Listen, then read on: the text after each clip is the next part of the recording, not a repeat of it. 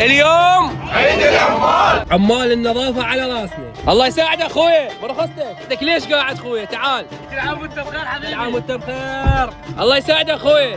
شلون الصحة؟ وين رايح للبيت؟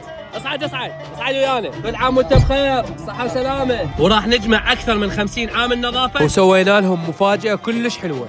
ورابطة صناع المحتوى في كربلاء المقدسة بالتعاون مع اعلام قيادة شرطة كربلاء حبت تسوي مبادرة جميلة. هاي الشريحة ابقوا ويانا. كل عام وانتم بخير، صحة وسلامة. كل عام وانتم بخير. وهنا جمعنا اكثر من 50 مهندس نظافة وسوينا لهم مفاجأة ان شاء الله راح تعجبهم. وللأمانة سوينا لهم اجمل استقبال فخم يليق بيهم، وكان حضور مميز ولامع من العميد إحسان مدير إعلام قيادة شرطة كربلاء. أسأل الله أن يوفقه. حياكم الله. كل عام وانتم بخير. حياكم الله.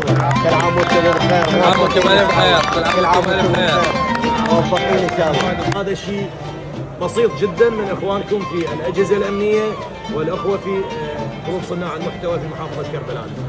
يقول لي بنتي مثلا جابوا الزبل، اقول لهم لا احنا اهل الزبل، فانتم مهندسين النظافه، الف تحيه لكم، كل عام وانتم بالف خير.